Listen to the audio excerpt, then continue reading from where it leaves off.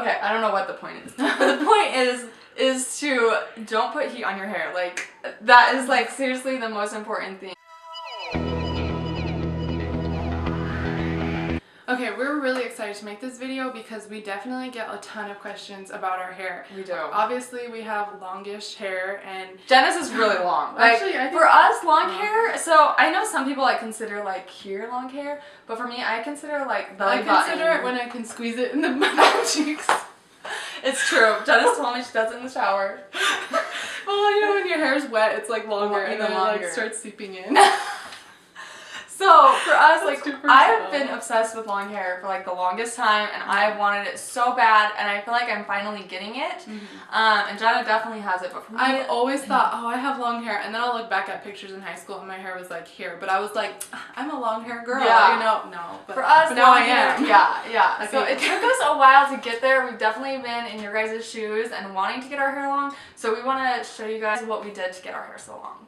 So the first point I should make is, in order to get long hair, you need to keep your hair extremely healthy. And so that's what I feel like me and Jenna are really good at. We're great at keeping our hair healthy. So this is what we do to keep it healthy. The most important step and number one tip that I would recommend is do not put heat on your hair. When I was trying to grow it out in high school, actually freshman year of college, I don't even know if I should tell you guys this. I went out of the country where they didn't speak my language, and I got my hair cut, which was a really bad idea because I swear there was some kind of miscommunication. Yeah. Anyways, I ended up coming out with a mullet my senior year of high school. It was so bad. Most of my hair is at the top, so when she put a ton of layers in, it literally, I had a mullet. If I can find a picture, I'm gonna insert Oh my it. gosh. Oh, there's, it was so bad. And my bangs were like, just like, oh, it looked like I was wearing like a permanent helmet. It was just so bad.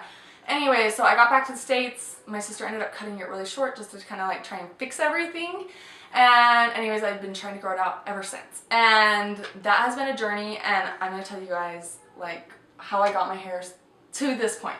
And so the number one tip I would recommend is do not put heat on your hair.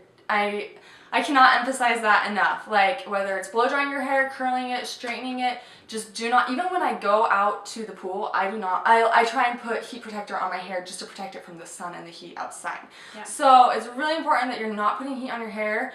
I feel like you kind of have to choose, like, do you want long hair or do you want cute hair every day? And wait, there are definitely occasions when you're getting married, you better have your hair looking good. Like, you're going to prom, you're going to on a really good date or something with a new guy. Do your hair. Like, don't be afraid of it. If you have it, flaunt it, you know? Yeah. But to do the damage to your hair on a daily basis isn't necessary. I would say, like, avoid the heat. So, like, Lana has amazing hair. She can get away with, like, never... This is her natural hair. Okay, yeah, so that's another thing. And she can get away with just, like, coming out of the shower, you know? No. Whereas a lot of us, like me, I have, like... Some days it's straight, some days it's wavy, some days it is frizzier than the frizz queen of Frizzland. It is like weird hair. So like I do not put heat on my hair very often, but like I can't just walk out and look good. So if there's something I need to look good for, maybe once a month, I'm gonna like make sure my hair is like on point. You know what I mean? Yeah. Honestly, my hair is actually not that great. It's actually really curly in the back and really straight in the front.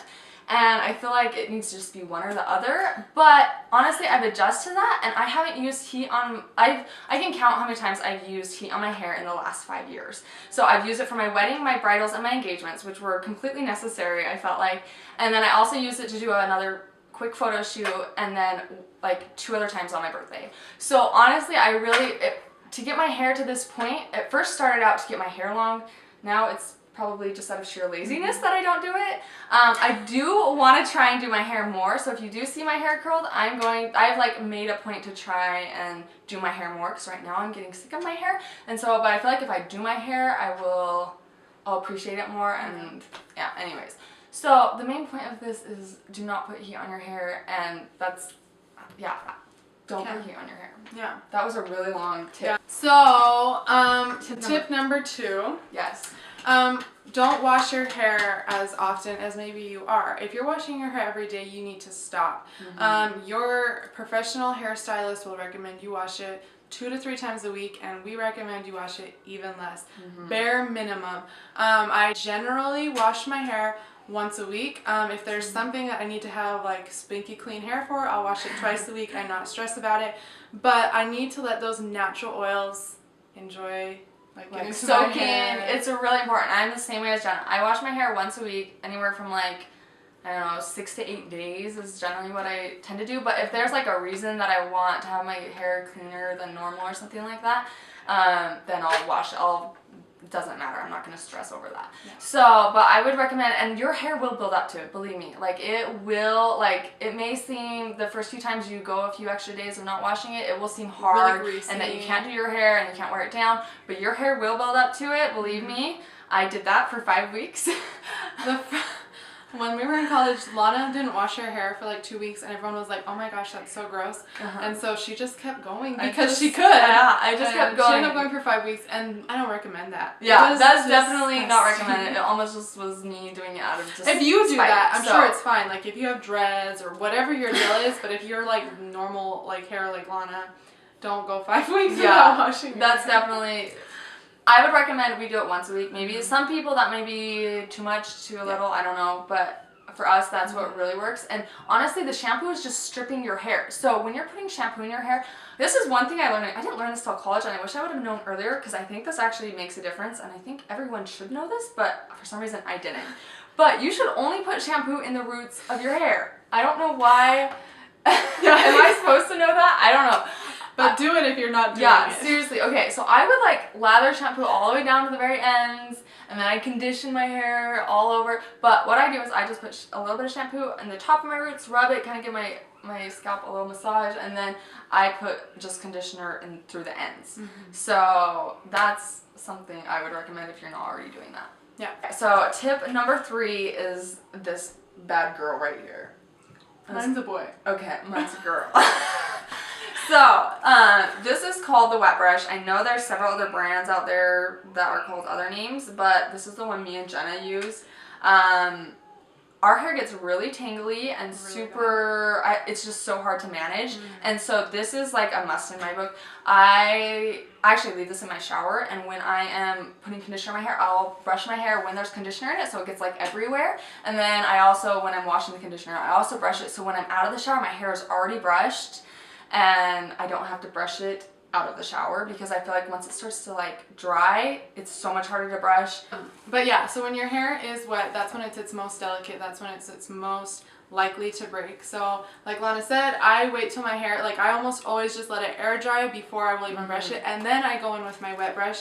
And if you haven't used one of these brushes before, the bristles are basically super flimsy, and if they catch a snarl, they just kind of won't get it out. They'll work it a little bit and then keep moving on.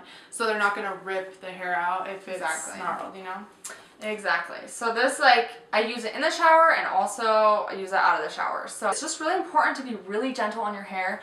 Another thing is when you get out of the shower, I used to like rub my hair so it would dry faster with a towel like this, and that just causes friction and breakage and all these other things. So if you just kind of like dab it with a towel, or I don't know, just don't be gentle with your hair. And another thing along that lines is you can use just like an old t-shirt and wrap your head up in an old t-shirt, because that doesn't have all those like terry things that actually tangle your hair and put lint in your hair and break your hair. It's just like straight cotton, and it doesn't cause any kind of damage to your hair because it's just absorbing the water out.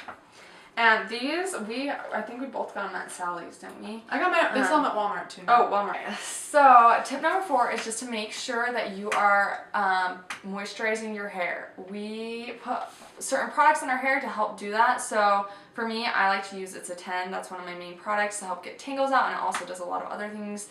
And then another thing that I put in is just Moroccan oil or argan oil. And that just helps like with shining, silkiness, putting moisture back in. So, and even when I go out in the sun or I go to the pool or whatever, I'm constantly trying to put oil in my hair to make sure I'm protecting. Yeah, a heat protector to make sure that it's protecting it from the heat. So that's just like a really simple, and I feel like a lot of people know that, but just try and make sure you're putting moisture back in. And then about once a week I get out my bucket of coconut oil, and coconut oil is good for everything, like makeup remover. People use it to moisturize skin, body, everything, and so obviously it's good for your hair too. So once a week I just go and I put it like root to tip, drench my hair, I leave it in for a few hours or as long as I can, and then I wash it out. So it's just like a once a week deep treatment that I do. And that is number 4. Just make sure you're moisturizing your hair. Okay, so then another big one is braiding your hair, and we recommend you braid your hair when you go to sleep, because when you're sleeping, even if you don't think you move, you're probably rubbing your hair like this. Not only is there like causing like extra friction and your hair is getting all spread out, it also causes tangles. So if you braid your hair, it just keeps it all under control, and then when you wake up in the morning, you can take that braid out and your hair is generally going to be a lot easier to brush through than if you just had like... Yeah. Also, when we go to the gym, like me and we don't care what our hair looks like when we go to the gym at all, but we hate when it's getting tangly and snarly, because we know when we get home we're gonna have to spend another 20 minutes trying to brush that out. And so that's really annoying for us. So we are constantly trying to like put our hair up or put it in a braid to make sure it's not knotty. We literally get the biggest knots in the back of our hair from it like rubbing against our backs. It's really the biggest pain, and when I see it like forming, like literally when I'm working out I see it forming and I start getting like mentally upset about it. But so that's just another tip, just trying to avoid all situations where it's gonna get really tingly. Okay, so tip number 6 is just to make sure that you are trimming your hair every so often. For each person it's going to be different. I don't know if there's like, some people say every 3 months, some people say every month kind of thing, but honestly, it's going to be up to you with how well you're taking care of your hair. If you're taking really good care of your hair, you're not going to have as many split ends and you're not going to need to trim your hair as much. If you're curling your hair every day, you're going to have to be trimming your hair a lot more to make sure it's healthy.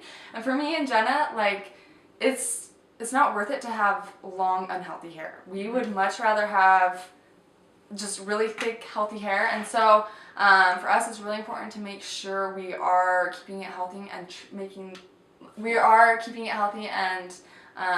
getting regular trims, but it's just going to be, yeah. Good for you.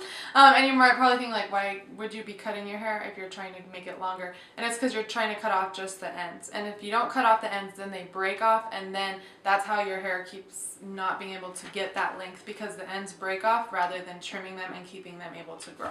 So not that your hair grows from from here, but you need to keep these healthy in order to keep them from breaking off. Yes. Okay, so number 7 is add some vitamins to your diet that are specifically for your hair, such as biotin, which is a skin, nail, and hair vitamin. And I've taken this like regularly, and I've never been able to tell a huge difference in my hair, because hair grows slow. So you don't really even tell like, oh, my hair grew this week. Like, you don't tell. But I can tell like my nails grow like crazy when I take this vitamin, so I'm sure that it's getting to my hair as well. And another thing is prenatal vitamins, which maybe sounds weird, but I think this is actually pretty common for people to do that are trying to grow their hair out. And these are just packed full of vitamins. Obviously, if a pregnant lady's taking them for a baby inside of her, then it's packed with nutrients. And I can say I think this does make a big difference in my hair health. So take your vitamins. Okay, yeah, that is tip number 7. And then our last tip for you guys is just to live a healthy and balanced lifestyle. So if you guys are taking care of yourself, your hair is going to grow and you're just going to be overall healthier as a person. So make sure you're getting enough sleep, make sure you're drinking lots of water, make sure you're eating right, eating lots of vegetables. Just make sure you're taking care of yourself, and your long hair will come with that. So it's just going to take a little bit of time, but if you're taking the right steps in order to get it long and keeping it healthy, moisturized, then it's going to get there. And honestly, my hair was not long all my life, and by doing these steps, it has gotten there. And so I totally know it works, and that you guys can get long hair too. Yeah. And if you have short hair, if you have curly hair, whatever hair you have, like, it's beautiful. Own it, enjoy it, be beautiful, like whatever your hair is like, and just own it, because everyone is different and unique. This is just what works for us, and this is kind of what we want. And so if you want that too, I hope these tips help for you. Yeah, we'll see you next time on our channel.